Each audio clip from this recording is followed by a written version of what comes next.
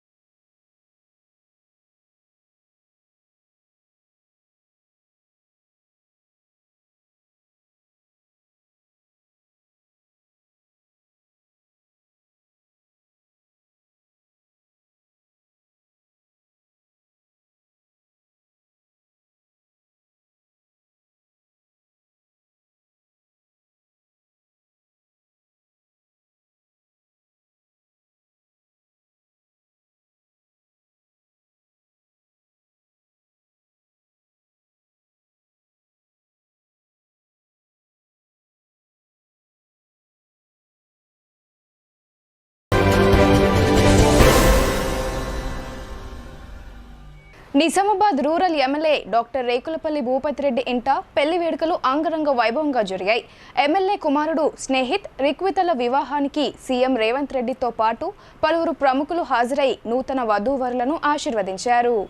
Nizamabad rural MLA doctor Rekulapalli Bhupathi Reddy వినోదినిల కుమారుడు స్నేహిత్ ముప్పిడి రాజనరేందర్ రెడ్డి దంపతుల కూతురు రిక్వితల వివాహం హైదరాబాద్లోని దేవరాయంజాల్ కోంపల్లిలోని జన్వి కన్వెన్షన్లో ఆదివారం అంగరంగ వైభవంగా జరిగింది. వేద పండితుల మంత్రోచ్చరణలు, మంగళ వాయిద్యాల మధ్య పెళ్లి తంతు చూడముచ్చటగా సాగింది.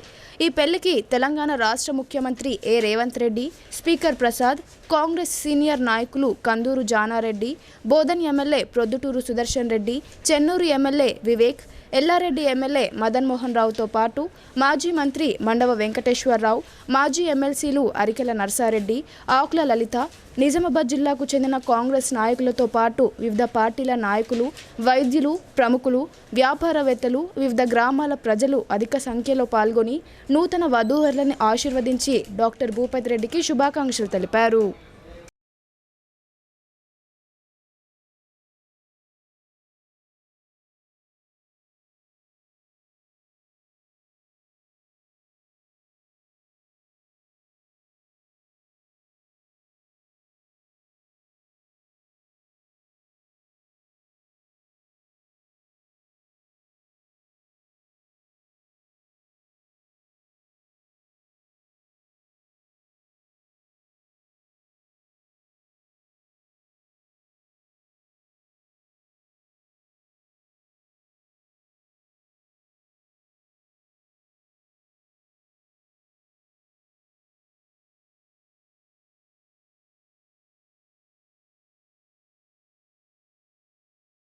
జాతీయ కౌన్సిల్ సమావేశానికి జిల్లా నుండి ఎమ్మెల్యేలు ధన్పాల్, పైడితో పాటు జిల్లా అధ్యక్షుడు దినేష్ హాజరయ్యారు.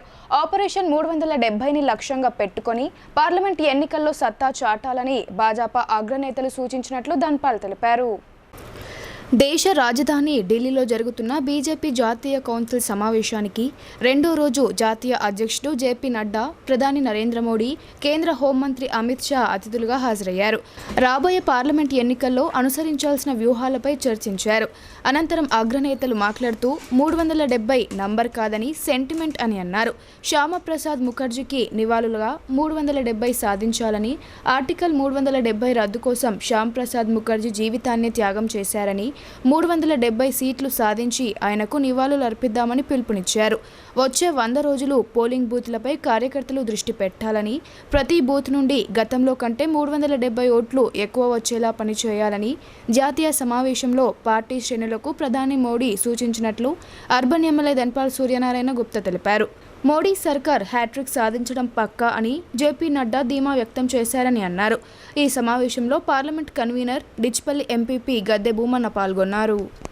సమ్మక్క సారక్క జాతరకు ప్రత్యేక బస్సులను ఏర్పాటు చేస్తున్నట్లు ఆర్టీసీ ఆర్ఎం జాన్ రెడ్డి తెలిపారు.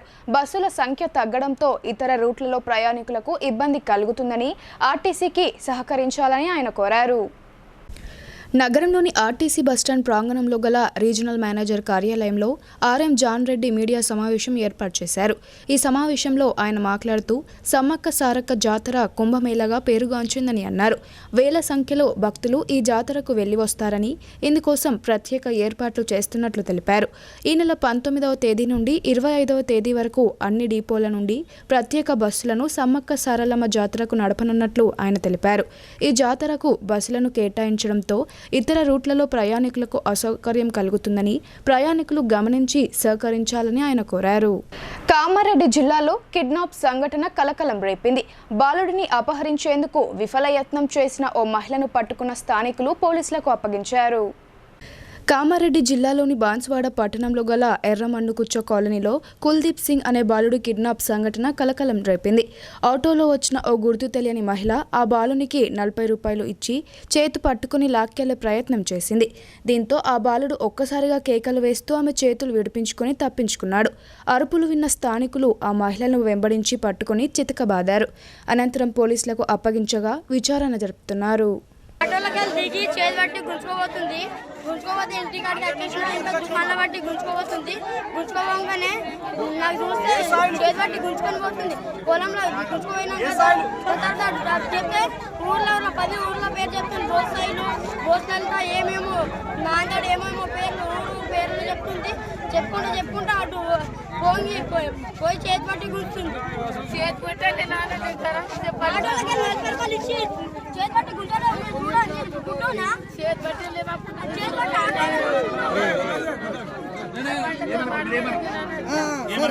ఏం పేరు అనేది? నీ పేరేందమ్మా? ఉంటారు మీరు సాహెబ్ నాకు ఓలి బిలేలు నా అందరికి నచ్చిన. సమాజంలో మానసిక రుగ్మతలతో పాటు మత్తు పదార్థాలకు బానిసలైన కుటుంబ సభ్యులు అనేక ఇబ్బందులను ఎదుర్కొంటున్నారని ఐఎంహెచ్ సూపరింటెండెంట్ డాక్టర్ ఉమాశంకర్, ప్రముఖ సైకియాట్రిస్ట్ డాక్టర్ విశాల్ ఆకుల అన్నారు. ఇలాంటి వారికి హైదరాబాద్ తరహాలో వైద్య సేవలు అందించేందుకు జిల్లాలో తొలిసారిగా ఇన్పేషెంట్ వైద్య సదుపాయంతో నూతనంగా ఆసుపత్రిని ప్రారంభించామని వారు తెలిపారు. జిల్లా కేంద్రంలో మొట్టమొదటిసారిగా ఖలీల్వాడిలో doctor A Vishal alcohol drug de addiction rehabilitation సెంటర్ను నెలకొల్పారు. IMH superintendent doctor M Umamaheshwar ముఖ్య అతిథిగా హాజరై ఈ ఆసుపత్రిని ప్రారంభించారు. ఈ ప్రారంభోత్సవానికి పలువురు వైద్య నిపుణులు doctor L Ramulu, IMA Telangana chief advisor doctor Ravinder Reddy, state working committee member doctor Jeevan Rao, Bharati group MD Gade Krishna అతిథులుగా హాజరై ఆసుపత్రి యజమాని డాక్టర్ ఏ విశాల్కు శుభాకాంక్షలు తెలిపారు. ఈ సందర్భంగా ఐఎంహెచ్ సూపరింటెండెంట్ డాక్టర్ ఉమామహేశ్వర్ మాట్లాడుతూ సమాజంలో అనేక మంది దీర్ఘకాలికంగా మానసిక సమస్యలతో సతమతం అవుతున్నారని అన్నారు. మరికొందరు మత్తు పదార్థాలకు బానిసలై జీవితాలను నాశనం చేసుకోవడమే కాక కుటుంబ సభ్యులకు భారంగా మారుతున్నారన్నారు.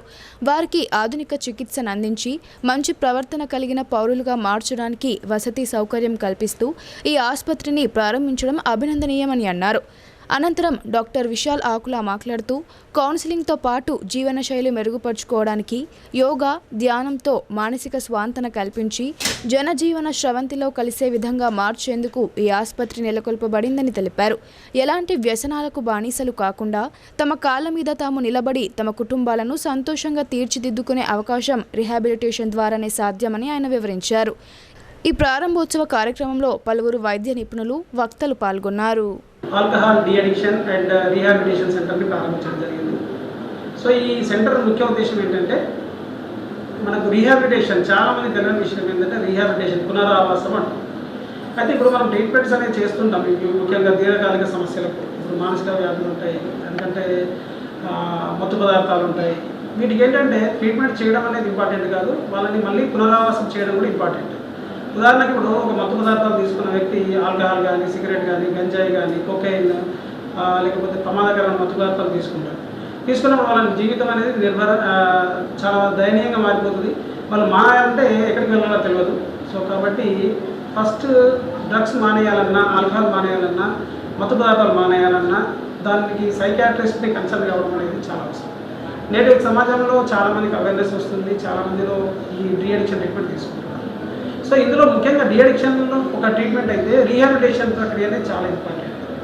చాలామంది ఆ మత్తు పదార్థాలు మానేసిన తర్వాత ఏం చేస్తుంటారంటే మళ్ళీ తాగుతుంటారు.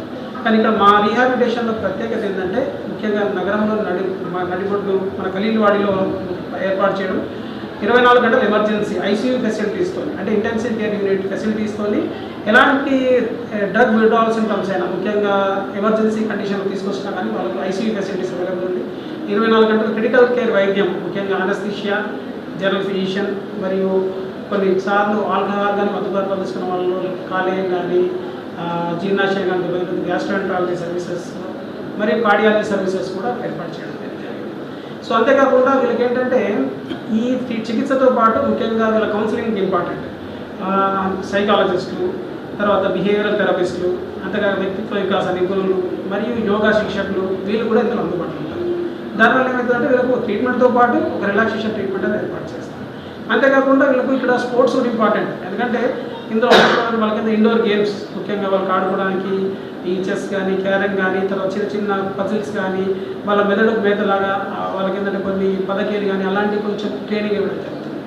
అంతేకాకుండా ఏంటంటే వీళ్ళకు వారానికి ఒకసారి అవుటింగ్, ముఖ్యంగా ఏంటంటే కొంచెం ఈ వాళ్ళకి ఏంటంటే ఈ వ్యవసాయం కానీ లేకపోతే వాళ్ళే వర్క్ చేసుకునే విధంగా ట్రైనింగ్ ఇస్తాం. ఎప్పుడైతే ఈ మత్తు పదార్థం నుంచి బయటపడి వాళ్ళు నార్మల్ స్టేబుల్గా వచ్చారో వాళ్ళకి ఏంటంటే వాళ్ళు సొంతంగా వాళ్ళ కాలంలో వాళ్ళు నిలబడేటట్టు వాళ్ళు కొందరికి ఫర్ ఎగ్జాంపుల్ వాళ్ళ స్కిల్ని గుర్తించి స్కిల్ డెవలప్మెంట్ చేస్తాం.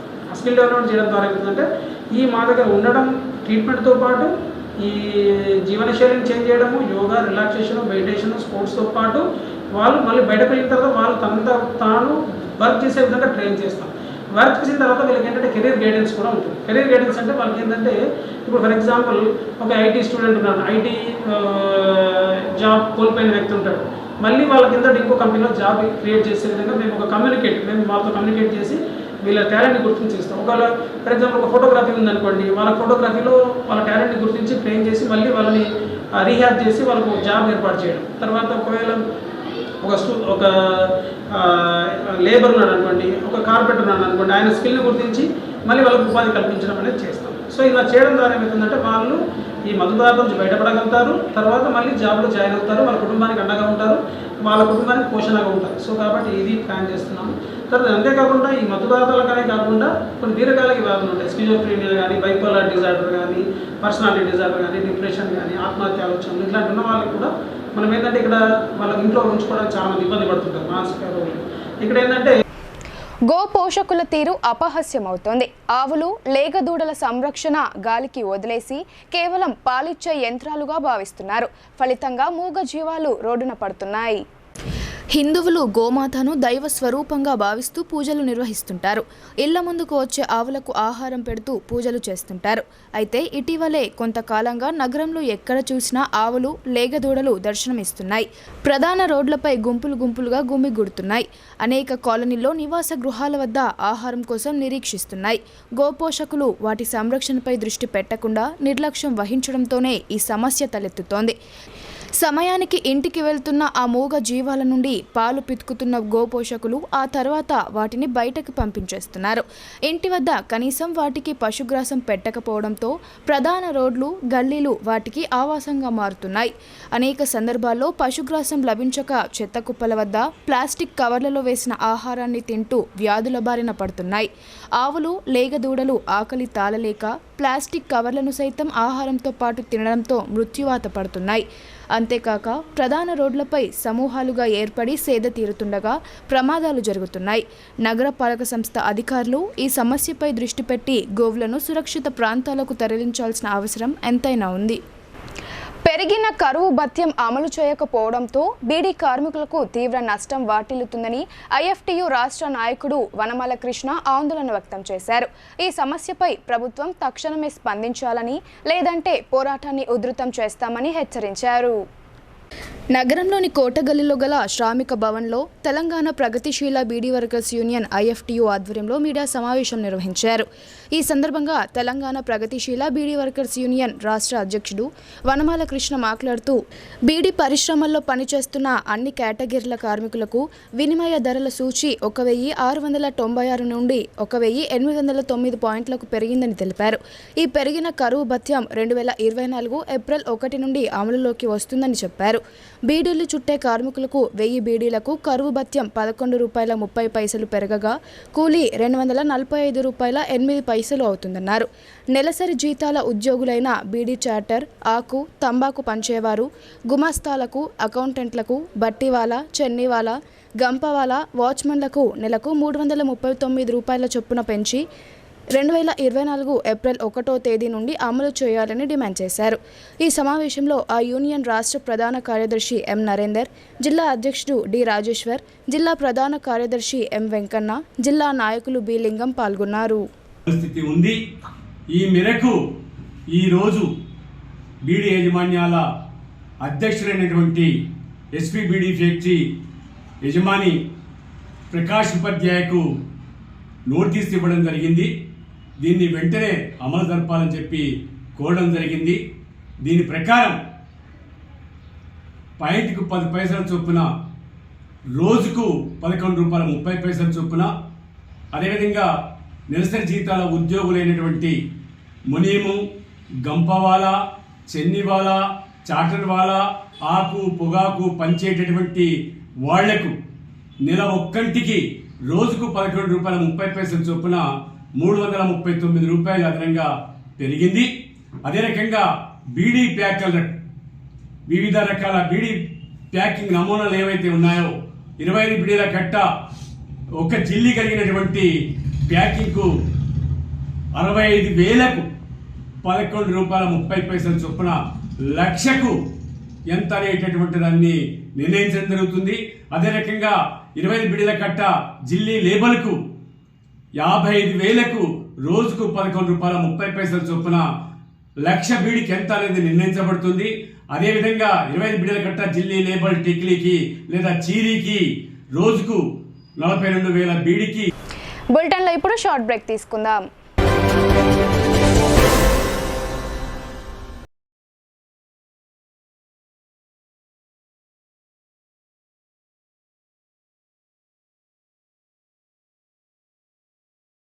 తెలంగాణలో మొట్టమొదటిసారిగా అధునాతన పద్ధతిలో నరాల, మానసిక, sex, alcohol, fits treatment, AC intensive care unit ఇప్పుడు మన నిజామాబాద్ లో doctor B Keshavulu MD psychiatry, Osmania గారి ఆధ్వర్యంలో అన్ని సదుపాయాలు గల అత్యాధునిక అతిపెద్ద హాస్పిటల్ ప్రారంభించబడ్డది. గమనిక, ఆధునిక ఏసీ వార్డు, అత్యంత విశాలమైన భవనం, అన్ని నరాల మానసిక సమస్యలకు మరియు ఆల్కహాల్ ను మాన్పించుటకు అడ్మిషన్స్ సౌకర్యం గల తెలంగాణలోనే అతిపెద్ద hospital doctor Keshavulu hospital, bus stand ఎదురుగా line, Khaleelwadi.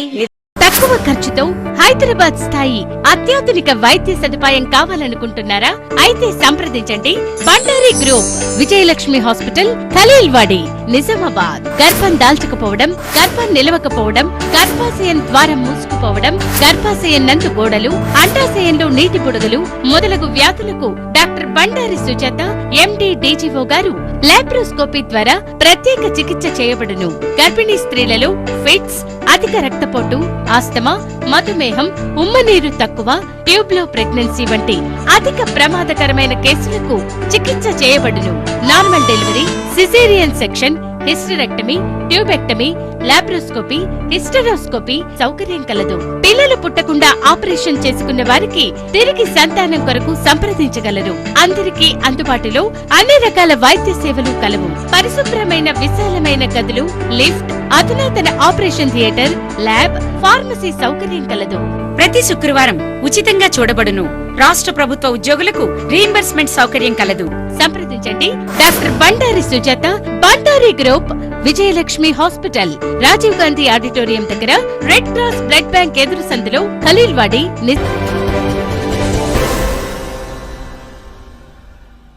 Back to news.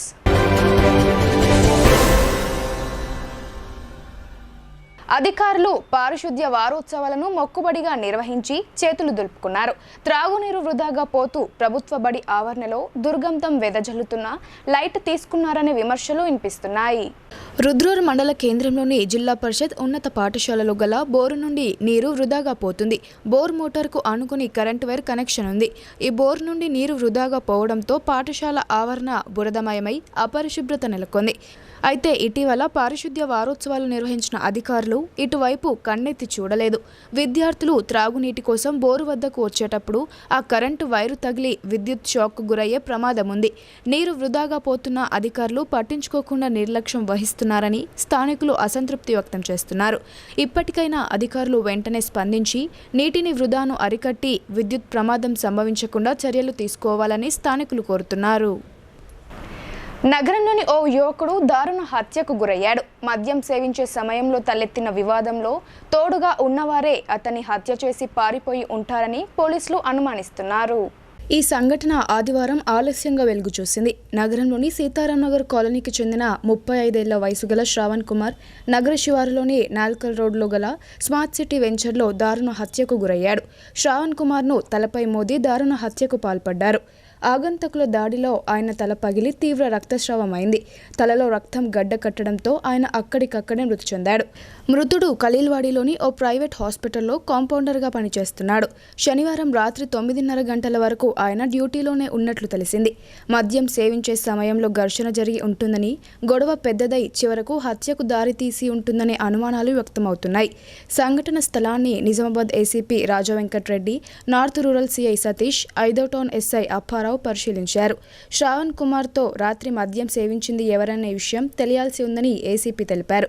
వెంటనే విచారణ ప్రారంభించి నిందితులను అదుపులోకి తీసుకుంటామని తెలిపారు. నగరంలో జరిగిన రోడ్డు ప్రమాదంలో ఓ వ్యక్తి దుర్మరణం పొందారు. Private travels bus Activa bike ఢీకొనడంతో ప్రమాదం సంభవించింది. నగరంలోని వర్ని రోడ్లో గల చైతన్య స్కూల్ ఎదుట ఆదివారం సాయంత్రం రోడ్డు ప్రమాదం జరిగింది. ప్రైవేట్ ట్రావెల్స్ బస్సు పక్క నుండి యాక్టివా బైక్పై మరో వ్యక్తి వెళ్తున్నాడు. ఈ క్రమంలో యాక్టివా బైక్కు బస్సు తగలడంతో ద్విచక్ర వాహనదారుడు వెనుక టైర్ల కింద పడి అక్కడికక్కడే మృతి చెందాడు.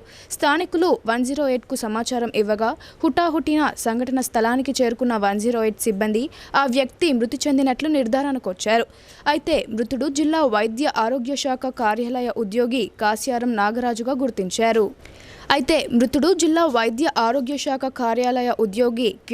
నాగరాజుగా గుర్తించారు. ఇప్పుడు కొన్ని సంక్షిప్త వార్తలు చూద్దాం.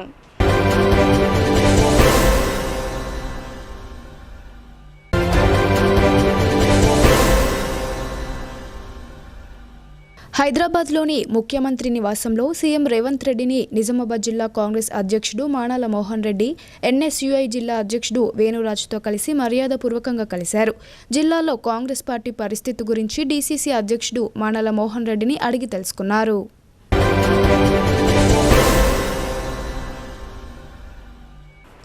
వార్తలు ముగించే ముందు హెడ్లైన్స్ మరోసారి.